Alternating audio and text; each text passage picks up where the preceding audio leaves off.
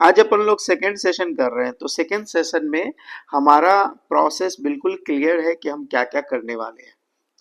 ठीक है, तो रूल्स ऑफ जर्नल करने वाले हैं, पोस्टिंग टू लेजर करने वाले हैं, सब्सिडियरी लेजर करने वाले हैं, कंट्रोल अकाउंट्स करने वाले हैं। इसके बाद ये फ्लो मेंटेन रहेगा।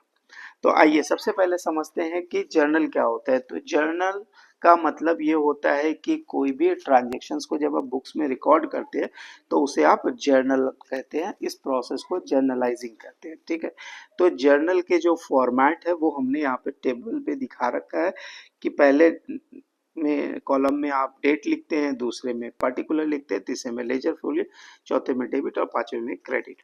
जो भी अकाउंट है, मान लो कैश आया है तो कैश डेबिट हो जाएगा, और अगर आपने बिजनेस में पैसे डाले हैं तो आपका कैपिटल क्रेडिट हो जाएगा। ठीक है, तो पहला जो कॉलम है वो आपका रिप्रेजेंट करता है डेट को। सेकेंड जो रिप्रेजेंट करता है जो अकाउंट डेबिट होगा। थर्ड कॉलम जो रिप्रेजेंट करता है जो अमाउंट क्रेडिट होगा। फोर्थ कॉलम में नरेशंस या जो है आपको रेफरेंसेस होते हैं। लेजर फोलियोज होता है जिसके अंदर आप क्या होता है, कौन सा लेजर कौन से पेज नंबर में उसकी रेफरेंसिंग होती है। चौथे में आपके पास जो होता है वो किसमें अमाउंट कितना डेबिट हुआ, पांचवे में कितना क्रेडिट हुआ। तो ये बहुत सिंपल सी फॉर्मेट है जिसमें आप अपने बुक्स जो जर्नल करते हैं उसमें इसी फॉर्मेट में आप अपने जर्नल को कैप्चर करते हैं। ठीक है, और अगर कोई मल्टीपल ट्रांजेक्शन्स होते हैं तो आप उसे कंपाउंड एंट्री करते हैं। दो तीन जर्नल अगर साथ में होता है तो उस एंट्री को हम कंपाउंड एंट्री कहते हैं। ठीक है, तो हम analyse and treatment of transactions यानी हम एक एग्जांपल्स को लेते हैं कि capital is a personal account जो कि हमारा ओनर लगाता है। ओनर को हम एज अ लाइबिलिटी, क्योंकि वो बिजनेस में पैसा लेके आ रहा है, क्रेडिट द गिवर है, वो रिप्रेजेंटेटिव पर्सनल अकाउंट है इसलिए हम उसको क्रेडिट करके रखते हैं।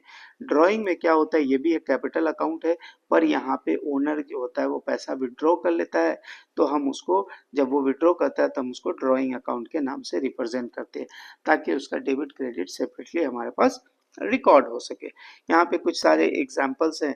ट्रेड डिस्काउंट है। ट्रेड डिस्काउंट की accounting is allowed by the seller to buy directly on their sales invoice.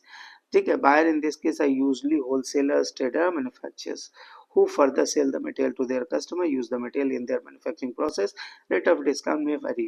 तो अब इसके लिए कोई अलग से एंट्री पास करने की जरूरत नहीं होती है। जो आप नेट वैल्यू, मान लो कोई इनवाइस है जो 100 रुपए की है और उस पर ट्रेड डिस्काउंट दिया हुआ है 10 रुपये, यानी अब जब उसकी एंट्री करेंगे, जब आप परचेज की एंट्री करेंगे तो आप परचेज को डेबिट करेंगे कितने से, 90 से डेबिट करेंगे। और अगर कैश दे दिया तो ठीक, कैश नहीं दिया तो एपी या सन्ड्री क्रेडिटर्स जो भी आपका प्रोसेस होगा रिकॉर्ड करने का आप उस पर लिख के ले जाएंगे। कैश डिस्काउंट क्या होता है, तो कैश डिस्काउंट जो होता है ये आपके पेमेंट को एक्सपेडाइट करने के लिए होता है। तो मान लो किसी ने कहा, यहाँ पे एक एग्जांपल है लिखा गया कि if A allowed 5% to B, इसका मतलब ये है कि उसको जो है 100 रुपये मिलने थे, तो 100 रुपये जब उसे मिल गया तो उसने 5% वहां पे डिस्काउंट देने हैं। इसका मतलब ये है कि अब उसे कैश 95 रुपया मिलेगा, 5 रुपए का डिस्काउंट में एक्सपेंस बुक हो जाएगा और साथ में हमारे बी का जो बैलेंस है वो रिड्यूस हो जाएगा 100 से, क्योंकि B has avail the benefit of cash discount, जिसके कारण उसे क्या हो गया कि उसे जो है पेमेंट कम करने पड़े और ये पेमेंट को एक्सपेडाइट करने के लिए दिया जाता है। और बी के बुक में क्या होगा कि बी के बुक में उसकी लाइबिलिटी राइट ऑफ हो जाएगी पूरे के पूरे 100 से, और 100 रुपए का वो कैश में 95 का कैश दिया तो 95 की एंट्री होगी, और डिस्काउंट 5 रुपए का उसे बेनिफिट हो गया तो यहाँ पे वो डिस्काउंट रिसीव, उसके लिए ये एक इनकम की तरह ट्रीट किया जाएगा। बैड डेप्ट में क्या होता है, बोलता है कि part of credit sale is uncovered from the debtor, यानी अब आपने 100 रुपए का माल बेचा था, उसमें से 10 रुपए वाला जो कस्टमर है वो पैसे नहीं दे रहा, आपको सिर्फ 90 रुपए कैश में मिल रहा है। यानी बैड डेप्ट जो है वो क्या है, आपके लिए लॉस टू द कंपनी है। तो आप क्या कर लेंगे, तो सबसे पहले अगर आपको बैड डेट रिकॉर्ड करना है तो आप क्या करेंगे, bad debt debtor to bad debt account debit to debtor या एआर, जो भी आप प्रोसेस मेंटेन कर रहे हैं आप कर लीजिए। तो मान लीजिए कि हमारे सिचुएशन में हमने 100 का माल बेचा हुआ था, 10 की बैड डेट हो गई, तो आप 10 रुपया डायरेक्ट यहाँ माइनस कर दीजिएगा, 10 रुपये से आपका एआर भी माइनस हो जाएगा। और अगर फ्यूचर में कभी आपको रिकवरी हुई तो आप क्या कर सकते हैं कैश अकाउंट डेबिट 10 रुपए का, और जितने की रिकवरी हुई है, अगर पूरे 10 की रिकवरी होगी तो 10 रुपये आप बैड डेट रिकवरी में डाल सकते हैं। अब बोल रहा है कि कुछ सर्टेन टाइम ऑफ एक्सपेंसेस है जो कि आप परचेस के टाइम पे देते हैं, जैसे कैरेजिंग और डॉक्टराई, कार्टेज और अनलोडिंग चार्जेस। तो ये भी जो टाइप के एक्सपेंसेस है, एक्सपेंस को आप डेबिट कर देंगे और पैसे अगर गए हैं तो कैश क्रेडिट हो जाएगा।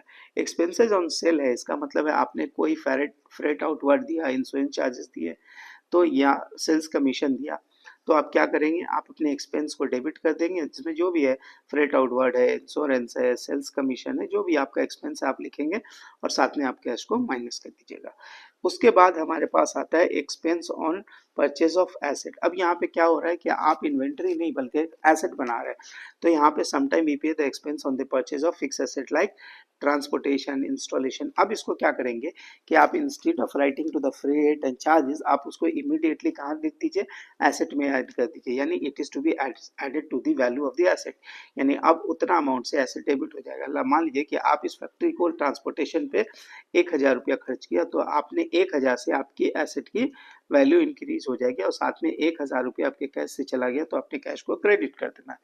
फिर आता है पेमेंट ऑफ एक्सपेंसेस। आपने कोई एक्सपेंस किया हुआ है, आप सीधे उसको करें कि हाँ भाई ठीक है हमने पेमेंट कर दिया, तो expense amount debit to cash. जो भी एक्सपेंस है, कुछ भी हो सकता है, सैलरी हो सकता है, वेजेस हो सकता है, रेंट हो सकता है, ट्रांसपोर्टेशन हो सकता है, कुछ भी हो सकता है, कोई भी सैलरी है डेबिट हो जाएगा टू कैश, चला जाएगा, आपके हाथ से कैश गया है।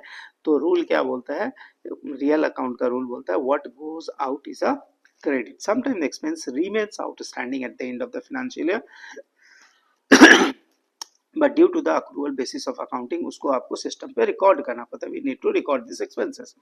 इसका मतलब यह है कि हमने क्या किया कि सैलरी को डेबिट कर दिया टू सैलरी आउटस्टैंडिंग या अक्रूड सैलरी, जो आपके पास जो भी लेजर आप मेंटेन कर रहे हैं उसके हिसाब से आप इसे मेंटेन कर लीजिएगा। तो सैलरी यानी एक्सपेंस बुक हो गया और उसके अगेंस्ट लाइबिलिटी हमने बुक्स में क्रिएट कर ली। और कभी कभी क्या होता है कि हम पैसे एडवांस में पे कर देते हैं, समटाइम वी पे इन एडवांस। लाइक एग्जांपल यहाँ पे एक्सपेंस जो है वो 3 मंथ्स के लिए दिया गया before the end of the closing. इसका मतलब अगर हमने 12,000 रुपए का इंश्योरेंस पे किया 12 महीने के लिए, लेकिन इसमें 3 महीने का जो पीरियड है वो है आपको अब नेक्स्ट ईयर में, यानी ये इसकी जो बेनिफिट्स है वो नेक्स्ट ईयर में यानी सब्सिक्वेंट ईयर में इसकी बेनिफिट्स आप अवेल कर सकते हैं। तो इन्होंने बोला कि यहाँ पे हमने एग्जांपल लिया कि आपने इंश्योरेंस पे किया जिसके अंदर 3 महीने का जो है वो प्रीपेड है, और ये 3 महीने का क्या होता है, generally it's paid for the whole year, और इसकी जो बेनिफिट मिलने वाली है वो सब्सिक्वेंट ईयर में मिलने वाली है। तो अभी आप क्या करें, अगर आपने, आपके पास दो ऑप्शन हो सकता है। पहला, अगर आपने पहले कैश की एंट्री में, अगर आपने कैश की एंट्री में इंश्योरेंस एक्सपेंसेस पे अगर आपने इंश्योरेंस एक्सपेंसेस में अगर आपने 12,000 डेबिट टू कैश कर दिया, इसका मतलब ये है कि आपको 3 महीने का इंश्योरेंस रिवर्सल करना पड़ेगा। एंड इंश्योरेंस रिवर्सल करने के लिए आपको इंश्योरेंस का एक्सपेंस क्या करना पड़ेगा, रिवर्स करना पड़ेगा, यानी क्रेडिट करना पड़ेगा। इंश्योरेंस एक्सपेंसेस 3 महीने का रिवर्स करना पड़ेगा। 3 महीना आपने क्रेडिट कर दिया एंड डेबिट में क्या करेंगे, आप इसे प्रीपेड में लेके जाएंगे। प्रीपेड एक्सपेंसेस 3 महीने का आप ले जाएंगे। तो पहला तो ये अप्रोच हो सकता है। दूसरा अप्रोच ये हो सकता है कि आप पैसा जब दे रहे हैं उसी वक्त में you are very much clear कि कौन सा आपका करंट पीरियड का है और कौन सा सब्सिक्वेंट पीरियड का है। तो अगर जितना करंट ईयर का है उतना आपने इंश्योरेंस एक्सपेंस बुक कर लिया, तो हमारे केस में 9,000 है। बाकी के लिए आपने प्रीपेड एक्सपेंस बुक कर लिया 3,000 का, तो 9 3 12,000 रुपया आपका हो जाएगा टू कैश। अगर आपने पैसे दे दिए तो टू कैश, नहीं तो अगर नहीं दिया तो टू एपी आ जाएगा या टू क्रेडिटर्स आ जाएगा, जैसे आप मेंटेन कर रहे हैं वो कर लीजिए। तो यहाँ पे आपके पास 12,000 की क्रेडिट बन जाएगी। तो ये दो ऑप्शंस हो सकते हैं। पहला वाला कि आप पूरा पहले एक्सपेंस में बुक करें फिर एक्सपेंस रिवर्स करें। दूसरा ऑप्शन ये है कि इमीडिएटली आप आइडेंटिफाई कर लीजिए और आप उसको रिकॉर्ड कर लीजिए प्रीपेड पे। ठीक है। अब आता है इनकम रिसीव्ड। इनकम रिसीव्ड का मतलब ये हो गया कि मुझे पैसे मिले, यानी हमने क्या कर लिया, हमने सेल्स एग्जीक्यूट कर लिया। ठीक है। अब यहाँ पे सेल्स जब एग्जीक्यूट हुआ इसका मतलब कंट्रोल ट्रांसफर कर दिया, रिस्क एंड रिवॉर्ड खत्म हो गया, यानी कि उसके परफॉर्मेंस ऑब्लिगेशन मैंने सेटिस्फाई कर दिए। अब जब मुझे पैसे मिलेंगे या तो कैश आएंगे या तो मुझे डेटर यानी हमको एआर क्रिएट करना पड़ेगा, रिसीवेबल क्रिएट करना पड़ेगा। हमने क्रिएट कर लिया और उसके अगेंस्ट में हमने अपने इनकम को रिकॉर्ड कर लिया। अगर पैसे आ गए तो कैश, नहीं आए तो हम डेटर या एआर क्रिएट कर लेंगे। उसके बाद बोल रहा है चेक डिपॉजिटेड इन बैंक, यानी अब मुझे क्या हुआ कि मुझे जो चेक आया, अब मैंने चेक तो ले लिया था, अब उस चेक को हम क्या कर रहे हैं कि हम उसको कैश में डाल दें। तो देखिए, तो सबसे पहले बोल रहा है check received from a party is deposited in the bank, check directly deposited by the party in our account, payment made by party through the NEFT or RTH or cash direct deposited by the party in our account, the entry remains same in all the three cases। ठीक है, तो हमने bank में पैसे ले लिए और debtor से पैसे माइनस कर लिए, तो हमारा डेटर रिड्यूस हो गया और बैंक में पैसे आ गए। ठीक है, दूसरा सिचुएशन है payment made to entry through the cheque, इसका मतलब है चेक इशूड टू पार्टी और directly deposited in this bank account. Payment, अब हमने क्या किया, payment made through the either NEFT RTGS directly deposited in the bank, entry remain the same in all the above cases except in case of cash deposited in his account। तो इसका मतलब है कि अगर मैंने दे दिया issued to party directly deposited in his account, इसका मतलब क्या हो गया कि डेटर को मैंने पैसे दे दिए हैं बीइंग पेमेंट थ्रू द जो भी चेक के एनईएफटी जिसके भी थ्रू हो गया। If deposited cash in his account then ये एंट्री आ जाएगी। ठीक है, अब यहाँ पर चूंकि पैसे मैं किसे दे रहा था, इस केस में हम पैसे दे रहे थे डेटर को, जो कि यूजुअली नहीं होता है। तो हम यहाँ पे जो पैसे दे रहे हैं, जो रिसीवर है वो डेबिट हो जाएगा और जो मेरे पास से जा रहा है वो क्रेडिट हो जाएगा। ठीक है, यूजुअली होता नहीं है। अब मैंने कैश विड्रॉ किए हैं ऑफिस एक्सपेंसेस के लिए, तो ये सिचुएशन हमेशा आता है बुक्स पे। इसका मतलब ये है कि हम एक कैश बुक मेंटेन कर रहे हैं, यानी हमारे यहाँ कोई एक पेटी कैश होगा या कुछ भी होगा, कैश का एक लेजर होगा और एक बैंक का लेजर होगा।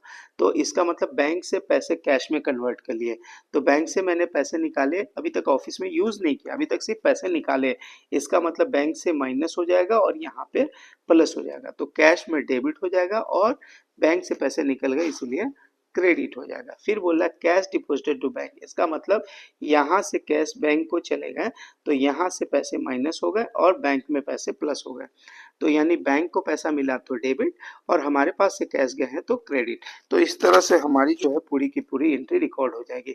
फिर बोल रहा है bank charges debited by bank, यानी बैंक ने अपने चार्जेस रिकॉर्ड कर लिए, तो अब हमारे लिए भी वो चार्ज इमीडिएटली रिकॉर्ड करना है जैसे ही वो हमारे पास स्टेटमेंट आएगा।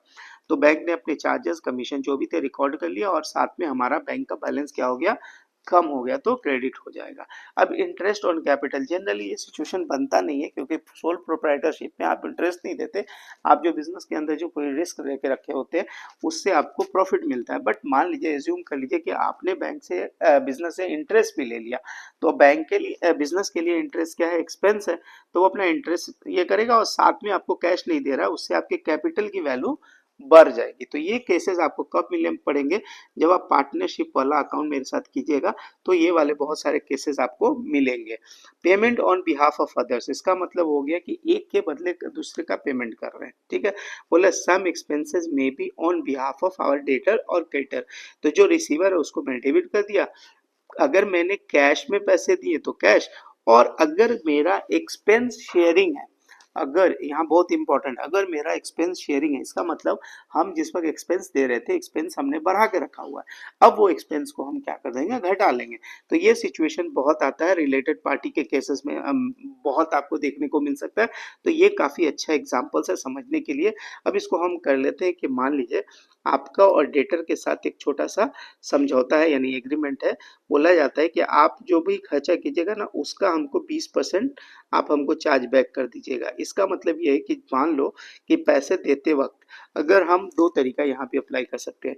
पहला, हमने एक्सपेंस जिस वक्त दिया, अगर हमने 2000 का एक्सपेंस दे के कैश में रिकॉर्ड कर लिया और इसका 20% यानी कि 400 जो है मुझे एक्सपेंस अपने शेयर करने हैं, तो तरीका यह है कि फिर एक्सपेंस को आप क्रेडिट करो पहला तरीका तो ये है कि फिर एक्सपेंस को आप क्रेडिट करो और डेबिट किसको कर दो, डेटर को, क्योंकि आपके डेटर्स के साथ है कि मुझे 20% दे देना।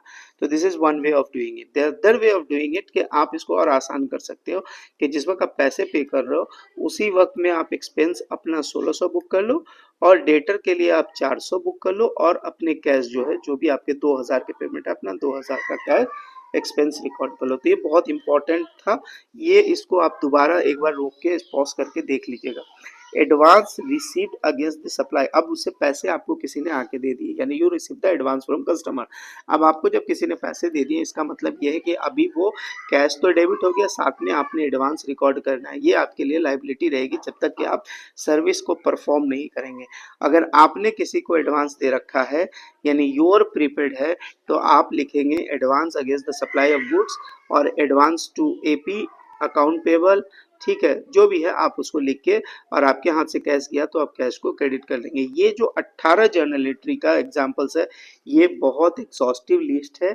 हम तो कहेंगे कि आप पहले ये 18 को जो जो भी आपके सामने हमने अभी जर्नल एंट्री कराई है, आप उसको प्लीज प्लीज एक बार जो है खुद से रीड करके समझ के कीजिए, ताकि आपके जो भी कॉन्सेप्ट है यहाँ पे, कॉन्सेप्ट आपके बहुत क्लियर हो जाएंगे। Thank you very much.